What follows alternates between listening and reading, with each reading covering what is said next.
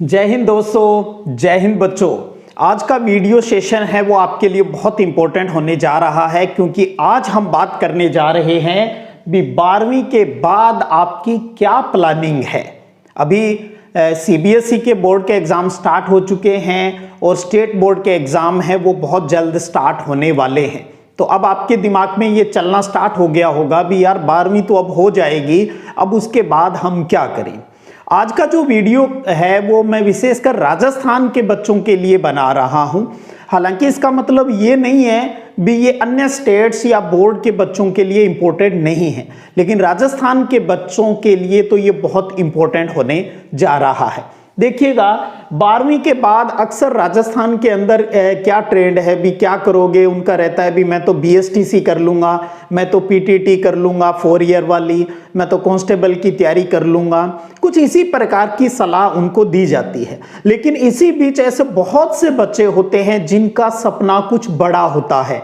वो यूपीएससी की तैयारी करना चाहते हैं, वो कलेक्टर बनना चाहते हैं, वो एसडीएम बनना चाहते हैं, वो आईपीएस बनना चाहते हैं। अगर ऐसे बच्चे आप में से है या कोई ऐसा बनने का आप सपना देखते हो तो आपको बताना चाहूंगा, तो इसके लिए आपको क्या करना होगा, इसके लिए आपको ग्रेजुएशन करनी होगी। अर्थात आप ऐसे समझे भी आपको 12वीं के बाद पहले बीए करना होगा, यानी अपने सब्जेक्ट को अच्छे से तैयार करना होगा। तो अब बात आती है भी बीए कहां से करें। अपने आसपास के किसी सरकारी या प्राइवेट कॉलेज से, या किसी सरकारी राजस्थान की यूनिवर्सिटी से, या फिर किसी सेंट्रल यूनिवर्सिटी से। ये इस पर आपको विचार है वो करना है, क्योंकि कॉलेज तो सरकारी भी होते हैं, प्राइवेट भी होते हैं, यूनिवर्सिटी भी सरकारी प्राइवेट होती है। तो अगर आप यूपीएससी की तैयारी करना चाहते हो, आप एक अच्छे माहौल में अपनी स्टडी है वो करना चाहते हो, और आप दिल्ली के अंदर पढ़ना चाहते हो, या आप किसी अच्छी यूनिवर्सिटी में पढ़ना चाहते हो, तो आप सब बच्चों को कहना चाहूंगा तो आपको एक एग्जाम देना चाहिए। और वो एग्जाम है CUET, जिसका पूरा नाम है कॉमन यूनिवर्सिटी एंट्रेंस टेस्ट 2023। ये टेस्ट इंडिया के अंदर लास्ट ईयर ही स्टार्ट हुआ, 2022 में पहली बार हुआ। इससे पहले एडमिशन के लिए आपके 12वीं के मार्क्स के आधार पर है वो एडमिशन मिलता था। तो उसमें ये देखा गया भी जो टॉपर बच्चे हैं वो किसी प्रकार से टॉप कर गए हों वो ही यूनिवर्सिटी में चले जाते हैं। एक एवरेज बच्चा जो किसी कारण से मार्क्स तो नहीं ले पाया लेकिन वो इंटेलिजेंट है, तो उन बच्चों को वहां एडमिशन नहीं मिल पाता था।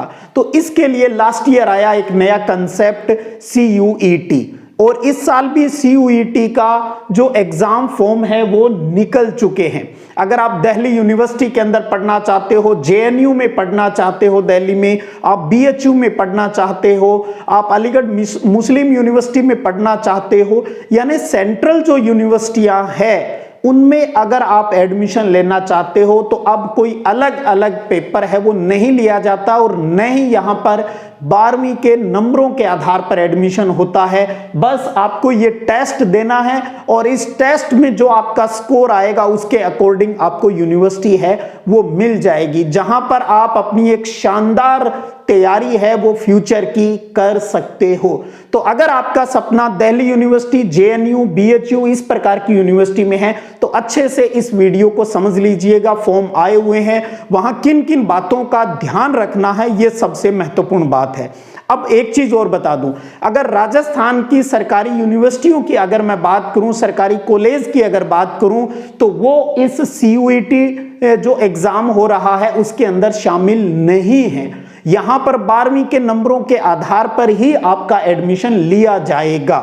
लेकिन मैंने कहा, बार बार कह रहा हूं, अगर आपका सपना थोड़ा सा बड़ा है तो इस कंसेप्ट को आज अच्छे से समझ लीजिएगा। तो सबसे पहले इसकी बेसिक जानकारी ले लें और फिर विशेष बातों के ऊपर है वो चर्चा कर लेंगे। तो CUET के फॉर्म भरने की जो लास्ट डेट है वो 12 मार्च है। 12 मार्च रात्रि 9 बजे तक आप फॉर्म भर सकते हो। एग्जाम डेट है वो 21 मई से 31 मई तक रहेगी। पर डे है वो 3 पारियों में एग्जाम लिए जाएंगे, जिसका विस्तृत जो जानकारी है वो बाद में उपलब्ध आपको हो जाएगी। और ये एग्जाम है वो NTA नेशनल टेस्टिंग एजेंसी है उसके द्वारा लिया जाएगा। ये एक CBT है, यानी कंप्यूटर बेस्ड टेस्ट है, और इसके अंदर MCQ क्वेश्चन यानी ऑब्जेक्टिव क्वेश्चन है वो आपको मिलेंगे। पूरा पेपर आपको ऑब्जेक्टिव ही होगा यानी एबे-सैदा होगा। अब इसके एग्जाम पैटर्न यहां से अब आप अच्छे से समझना स्टार्ट कर दीजिएगा। CUET के तहत आप किसी भी यूनिवर्सिटी में एडमिशन लेना चाहें तो सबसे पहले तो आपको अपनी यूनिवर्सिटी सिलेक्ट करनी है भी आप किस यूनिवर्सिटी में एडमिशन लेना चाहते हो। तो आप इस पेपर के अंदर एक से ज्यादा यूनिवर्सिटियां हैं वो सिलेक्ट कर सकते हो और उनके अंदर विभिन्न कोर्सेज दिए हुए हैं वो भी आप एक से ज्यादा सिलेक्ट है वो कर सकते हो। उसके बाद में ये एग्जाम पैटर्न यानी आपको सब्जेक्ट डिसाइड करना है। तो देखिएगा जो एग्जाम पैटर्न है वो इसका ये 3 सेक्शन के अंदर है। सेक्शन फर्स्ट जो है इसके अंदर लैंग्वेज मिलती है जिसमें 13 मेन लैंग्वेज है भाषा और 20 क्षेत्रीय भाषाएं हैं। उनमें से कोई एक लैंग्वेज कम से कम आपको लेनी है और उसके 40 क्वेश्चन करने होंगे। 50 क्वेश्चन उसके अंदर आपको मिलेंगे यानी 50 में से 40 क्वेश्चन करने हैं। सेक्शन 2 अब कितने क्या लेने हैं उसके ऊपर आप अच्छे से समझिएगा। आगे पहले तो एक पैटर्न समझ लें। सेक्शन 2 के अंदर डोमेन आते हैं यानी स्पेसिफिक सब्जेक्ट और कौन से जो आपने 12वीं क्लास के अंदर सब्जेक्ट लिए हैं उनमें से सब्जेक्ट लेने होते हैं। कितने लेने हैं उसके ऊपर बात करेंगे। इसमें आपको अगर 45 क्वेश्चन आए तो 35 करने होंगे, 50 क्वेश्चन आए तो उसमें से 40 क्वेश्चन करने होंगे यानी 10 क्वेश्चन का आप उनमें से छोड़ सकते हो। फिर आता है सेक्शन 3, ये GT है जिसको कहते हैं जनरल टेस्ट। इसके अंदर इंडिया जीके की सामान्य बातें, करंट अफेयर्स और जनरल जो मैथ होती है और जो रीजनिंग है उनके क्वेश्चन पूछे जाएंगे। टोटल 60 क्वेश्चन आएंगे और इनमें से कोई 50 क्वेश्चन आपको करने होंगे और प्रत्येक प्रश्न है वो 5 नंबर का होगा। अगर आप गलत करते हो तो आपका 1 नंबर है वो काट लिया जाएगा और इस एग्जाम के लिए किसी प्रकार की एज लिमिट है वो इसके अंदर नहीं है।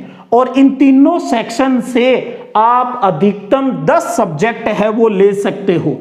10 सब्जेक्ट ले सकते हो, अधिकतम ले सकते हो। कम से कम कितने लेने हैं उसकी अभी हम बात करेंगे और जितने सब्जेक्ट लेते हो उसी के आधार पर आपकी एग्जाम फीस है वो लगेगी। यानी ये समझ लीजिए लगभग 650 से 1500, 1700, 1800 रुपए की फीस है, लेकिन कितने सब्जेक्ट लेते हो उसके अकॉर्डिंग फीस है वो आपकी लगेगी। और इस CUET के अंदर आपका जितना स्कोर आएगा उसी के आधार पर आपको जो यूनिवर्सिटियां आपने इसमें सिलेक्ट कर रखी है उनमें से किसी एक में आपका एडमिशन है वो हो जाएगा।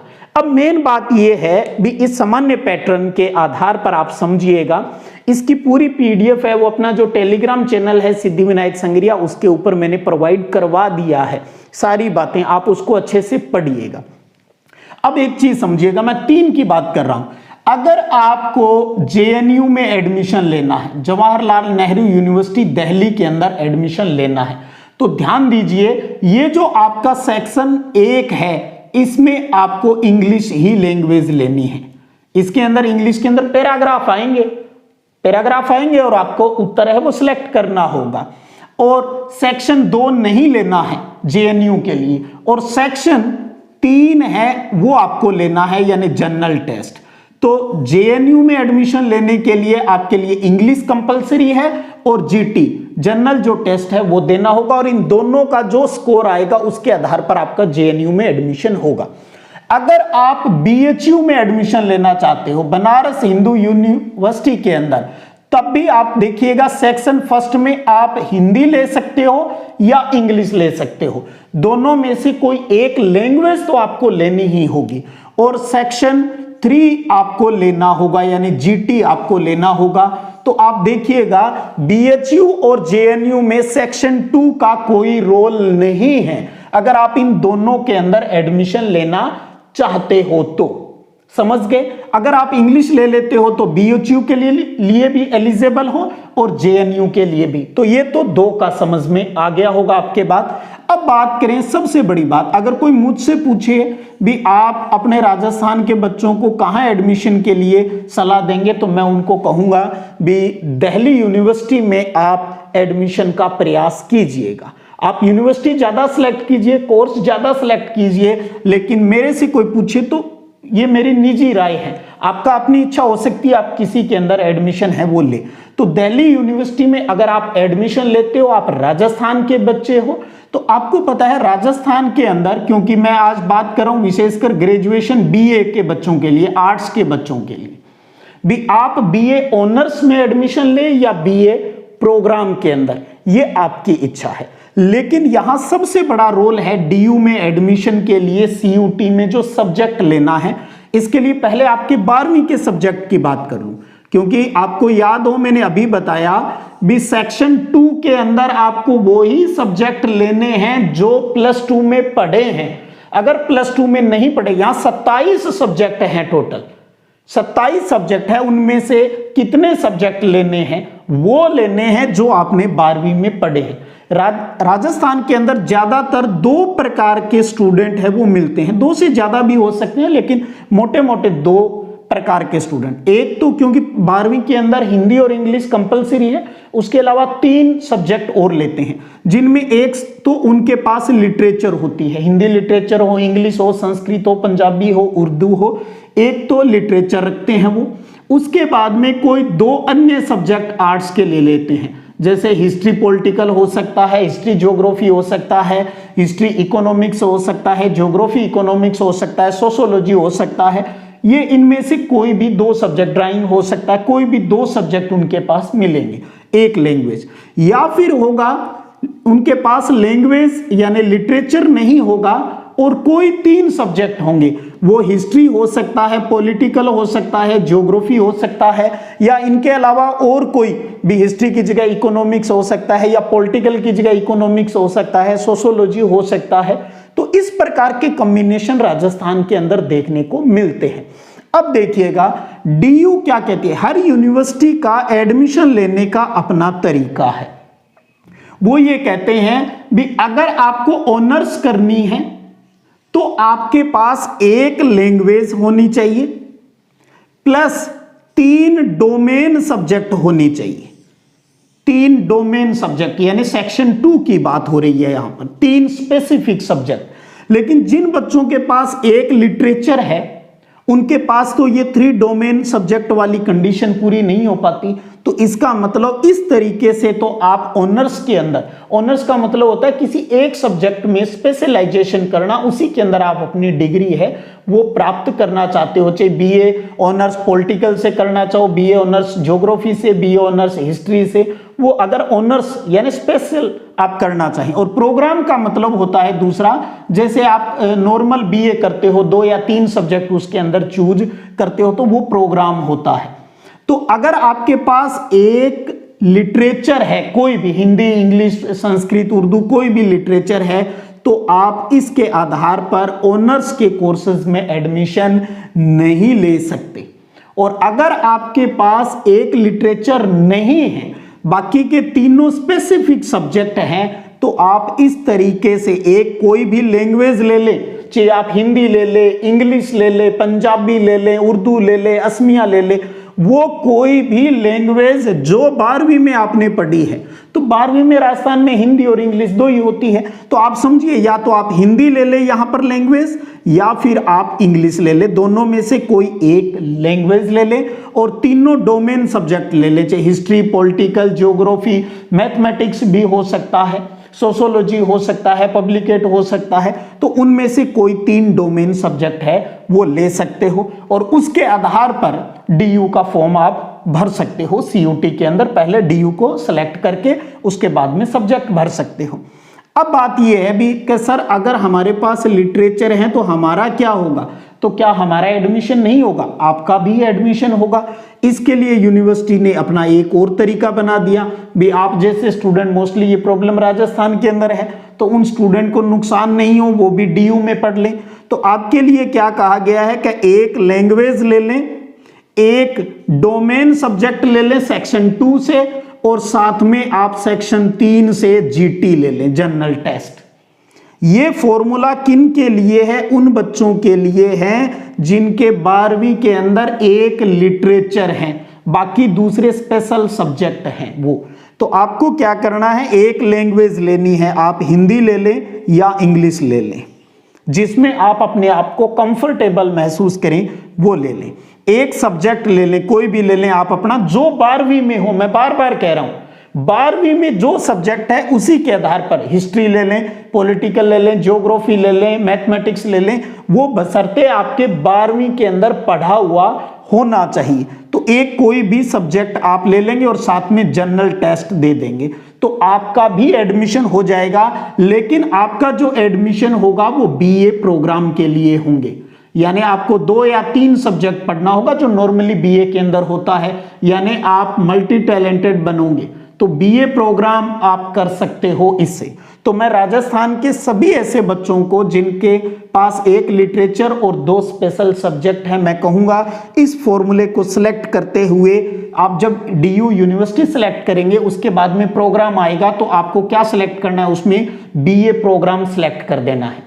उसके बाद में नीचे जाओगे तो अधिकतम 10 सब्जेक्ट है वो चूज कर सकते हैं। आपने यहां कितने किए, एक लैंग्वेज कर ली, एक आपने अपना एक सब्जेक्ट कर लिया और एक जीटी 3 टेस्ट है वो आप उसके अंदर सिलेक्ट कर दोगे और उसके 3 के आधार पर ही आपकी जो फीस है वो लग जाएगी। जो भी जैसे जनरल के लिए 750 है, ओबीसी के लिए 700, SC ST के लिए 650, जो भी वो फीस है अपने आप आ जाएगी। और बाकी मैंने विवरणिका जो शेयर की है टेलीग्राम के ऊपर, उसके अंदर सारा फीस का स्ट्रक्चर है, फॉर्म भरने का जो तरीका है वो सब कुछ वहां पर क्लियर किया हुआ है। ध्यान रखिएगा सीयूटी का फॉर्म आप थोड़ा सा समझते हुए, अच्छे से रीड करते हुए आप उसको भरेंगे या किसी ऐसे व्यक्ति से भरवाएंगे जिसको इसके बारे में जानकारी हो। ऐसे ई मित्र के पास आप जा सकते हो जिसको इस फॉर्म के भरने की जानकारी अच्छे से हो, उससे पूछ लें। जल्दबाजी नहीं करें, हड़बड़ाहट नहीं करें, पहले डिसीजन करें भी क्या आप दिल्ली में पढ़ना चाहते हो जहां पर आपको शानदार बहुत कुछ आपको अपनी स्टेट से कहीं ज्यादा वहां पर सीखने को मिलेगा, ये रियलिटी है। दूसरा, आपको यूनिवर्सिटी सिलेक्ट करनी है भी आप किस किस यूनिवर्सिटी के अंदर जाना चाहते हो। भी जेएनयू में, बीएचयू में, ऐसे बहुत सी लगभग 44 यूनिवर्सिटियां आपको मिल जाएगी, सेंटर की मिल जाएगी और कुछ अन्य स्टेट्स भी। अपना राजस्थान इसमें शामिल नहीं है तो नहीं है तो कोई बात नहीं, हम डीयू दिल्ली रहकर पढ़ लेंगे, खर्चा नहीं आएगा, सिर्फ रहने का ही लगता है और कोई फीस वगैरह नहीं है। बहुत से स्टूडेंट लास्ट ईयर यहाँ पर एडमिशन है वो राजस्थान के करवाए, गांव के बच्चों ने एडमिशन करवाया है। शहर के बच्चे जानते हैं इन चीजों के बारे में, मैं विशेषकर गांव के बच्चों को कहना चाहूंगा। सीबीएसई के बच्चे सब जानते हैं सीयूईटी क्या है, सिटी के बच्चे जानते हैं, गांव के बच्चे नहीं जानते, जिनके सपने बड़े हैं लेकिन फंस जाते हैं आसपास के किसी कॉलेज में एडमिशन लेकर और फिर ये होता है कि कॉलेज तो जाना ही नहीं होता। क्यों नहीं जाना होता? क्या क्लास नहीं लगती? अरे क्लास लगना जरूरी है क्या? या अपने दोस्तों के पास बैठकर किसी कंटेंट पर चर्चा करना जरूरी है? चाय की चुस्कियां लेते हुए कुछ सीखना जरूरी है? इन बातों को तो हम छोड़ ही देते हैं। घर के उस बंद कमरे में, उस 4 दीवारी में हम कितना कुछ सीखेंगे। ये नहीं है भी आप कामयाब नहीं होंगे, कामयाब तो हो जाएंगे घर पर रहकर भी, लेकिन टाइम तो ज्यादा लगेगा। क्या आप घर पर रहकर दुनियादारी सीख पाएंगे? आप नई नई टेक्नोलॉजी, नए नए जो इनोवेशन होते हैं उनको आप घर पे देख पाएंगे या कहीं यूट्यूब के ऊपर, शॉर्ट्स के ऊपर अंगुलियां ही घुमाते रह जाएंगे? तब काम आती है डीयू।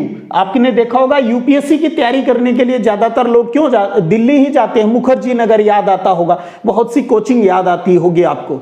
फिर कहते हो सिटी वाले ही पहले सेलेक्ट हो जाते हैं क्योंकि वो अपनी अपॉर्चुनिटियां जो होती है उनको चुन लेते हैं, उनको चूज कर लेते हैं और वो आपसे पहले वहां पहुंच जाते हैं और जल्दी सक्सेस हो जाते हैं।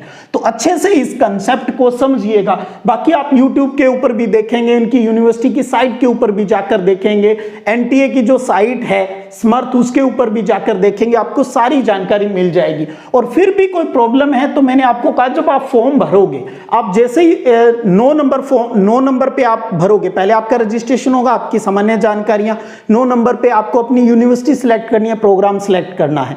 तो उसके बाद में वहां आगे क्राइटेरिया आ जाता है भी इस यूनिवर्सिटी में एडमिशन के लिए आपको किन किन बातों का ध्यान रखना होगा, कौन कौन से सब्जेक्ट आपके पास है वो होने चाहिए। तो उसके अकॉर्डिंग आप देख लो भी आप कितने सब्जेक्ट लेना चाहते हो। अधिकतम 10 ले सकते हो, फर्स्ट, सेकंड, थर्ड के अंदर तो एक ही है जनरल टेस्ट, बाकी इसमें 27 है और इसके अंदर 13 और 20 लैंग्वेज है, टोटल 10 आप इसको जीटी को शामिल करते हुए टोटल 10 है वो चूज कर सकते हो। तो अगला जो कॉलम आएगा वो सब्जेक्ट का ही तो आएगा। हाँ, जो भी आप ये सब्जेक्ट जो डोमेन लेते हो सेक्शन 2 से, political history, geography, economics, mathematics, sociology, इनमें से कोई भी लेते हो, इनका मीडियम आप सेलेक्ट कर सकते हो। भी आपको पेपर है हिंदी में चाहिए या इंग्लिश में, बाइलिंगुअल मिल जाएगा। हिंदी अगर आप चूज करते हो तो दोनों भाषाओं में, इंग्लिश वाला और हिंदी वाला, दोनों तरह के जो प्रश्न है वो वहां पर मिल जाएंगे, आप इजीली कर सकते हो। अब आप देखिए, अगर आप जेएनयू, बीएचयू और डीयू तीनों के लिए ही फॉर्म भरना चाहते हो, पेपर तो एक ही देना है, इसमें जो स्कोर आएगा, जो यूनिवर्सिटी जिस आधार पर एडमिशन देती है वो अपना सिस्टम देख लेंगे, सारा कंप्यूटराइज्ड होता है, अपने आप सेलेक्ट हो जाता है। तो आप देखें, अगर आप फर्स्ट लैंग्वेज इंग्लिश ले लेते हो, एक जीटी साथ में ले लेते हो, और साथ में आप एक डोमेन ले लेते हो, यानी ये चीज जो अभी हमने की बीए प्रोग्राम के लिए, तो उसमें आप देखिए इन तीनों से आप इन पहले और तीसरे के स्कोर के आधार पर आप बीएचयू और जेएनयू के लिए एलिजिबल हो जाओगे। एक डोमेन का पेपर देते इन तीनों का स्कोर जुड़कर आप डीयू के बीए प्रोग्राम के लिए भी सिलेक्ट है वो हो सकते हो। और अगर आपके पास लिटरेचर के अलावा 3 स्पेसिफिक सब्जेक्ट हैं तो आप यहां पर 3 स्पेसिफिक सब्जेक्ट ले लेते हो, तो 3 स्पेसिफिक सब्जेक्ट और एक लैंग्वेज के आधार पर आप बीए ऑनर्स के अंदर भी तो एडमिशन ले सकते हो। तो ऑप्शन बढ़ते जाएंगे अगर आप सब्जेक्ट है वो बढ़ाते जाएंगे, लेकिन शर्त ध्यान रखिएगा, सब्जेक्ट आपको सेक्शन 2 से आपको सब्जेक्ट वो ही लेने हैं जो आपने 12वीं क्लास में पढ़े हैं। यूं नहीं है भी 12वीं क्लास में आपने वो सब्जेक्ट पढ़े ही नहीं और आप वहां पर ले रहे हो तो आप बाहर हो जाएंगे। और जो सब्जेक्ट का जो पेपर होगा सेक्शन 2 में आप जो सब्जेक्ट लेंगे उसका सिलेबस वही है जो 12वीं का है। जैसे अगर आपने डोमेन में ज्योग्राफी लिया है तो 12वीं क्लास की ज्योग्राफी में आपने जो पढ़ा है, 12वीं क्लास की एनसीईआरटी की जो ज्योग्राफी है, आपका पूरा का पूरा पेपर उसी में से आएगा और वो एमसीक्यू यानी ऑब्जेक्टिव होगा। कोई घबराने की आवश्यकता नहीं। जनरल टेस्ट है तो इसमें सामान्य जीके के प्रश्न आएंगे। करंट जीके के लिए आप मैगजीन अखबार वगैरह पढ़ते रहे। इंडिया जीके के लिए एक छोटी सी ल्यूसेंट की बुक आती है वो पढ़ सकते हो। आप थोड़ा बहुत बेसिक जो न्यूमेरिकल्स है मैथ के वो निकाल सकते हो। रीजनिंग का थोड़ा सा अभ्यास कर सकते हो तो अच्छा स्कोर प्राप्त कर सकते हो।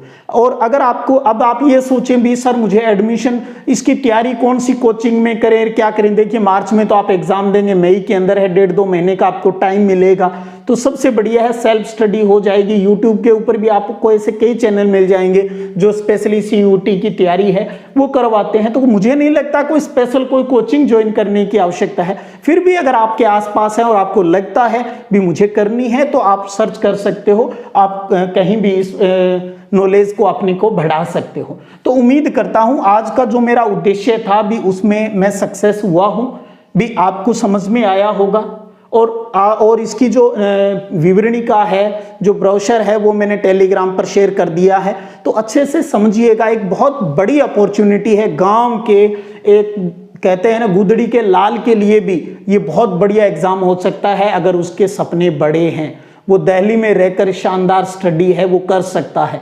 बस आप ध्यान रखना है, यूनिवर्सिटी सिलेक्ट कीजिए, प्रोग्राम सिलेक्ट कीजिए और उसके बाद सब्जेक्ट है वो सिलेक्ट कीजिए। जितने अधिकतम सब्जेक्ट सेलेक्ट करोगे उतनी ही ज़्यादा यूनिवर्सिटियों के लिए आप एलिजिबल हो जाओगे। अगर आप हिंदी लें तो आपको स्पेशल डीयू के लिए ही होगा और बीएचयू के लिए होगा। इंग्लिश लेते हो तो अधिकतर केंद्रीय जो यूनिवर्सिटी है उन सब के लिए एलिजिबल हो जाओगे। हाँ, राजस्थान के अंदर भी एक सेंट्रल यूनिवर्सिटी है अजमेर के अंदर, central university of Rajasthan Ajmer के अंदर है, तो वो भी इसके अंदर शामिल है। केंद्रीय विश्वविद्यालय तो जितने ही हैं वो सारे के सारे सीयूटी के अंदर शामिल है। हाँ, स्टेट की यूनिवर्सिटी है राजस्थान की, वो इसके अंदर शामिल नहीं है। तो अब आप समझ गए, तो आप सब बच्चों को शुभकामनाएं दूंगा। 12 मार्च लास्ट डेट है, उससे पहले अच्छे से प्लानिंग कर ले, अपने स्कूल के टीचर से भी इसके ऊपर कंसल्ट कर ले। कहीं ये नहीं हो भी हम भीड़ का हिस्सा ही बनते जाएं। हमारी टीचर बनने की इच्छा नहीं है लेकिन हमारे टीचर ने कह दिया बीएसटीसी कर ले, मास्टर लग जा, पीटीटी 4 ईयर वाली कर ले और मास्टर बन जाओ, जबकि आप मास्टर नहीं बनना चाहते। अगर आप टीचर नहीं बनना चाहते तो क्यों जबरदस्ती वो कोर्स करके आने वाले बच्चों के साथ आप गलत करेंगे। तो सबसे पहले अपने आप से पूछिएगा आप क्या करना चाहते हो, कहां से पढ़ना चाहते हो, किस लेवल का नॉलेज आप प्राप्त करना चाहते हो, और अधिक जानकारी आप अपने स्कूल के टीचर से जरूर पूछिएगा। यूट्यूब के ऊपर भी आपको बहुत अच्छे से बहुत से ऐसे लोग मिल जाएंगे जो अच्छे से इन चीज़ों को क्लियर कर रहे हैं। और एक अच्छे ई मित्र का या अपने किसी जानकार से फॉर्म है वो भरवाइए। आप घर पर बैठकर भी अच्छे से फॉर्म है वो भर सकते हो। चलिएगा, फिर भी आपकी कोई क्वेरीज हो तो बताइएगा, जितना मेरी समझ में आएगा उनके जवाब देने की कोशिश है वो करूंगा। चलिएगा, फिर मिलेंगे अपने नए टॉपिक के साथ। तब तक जय हिंद, जय भारत।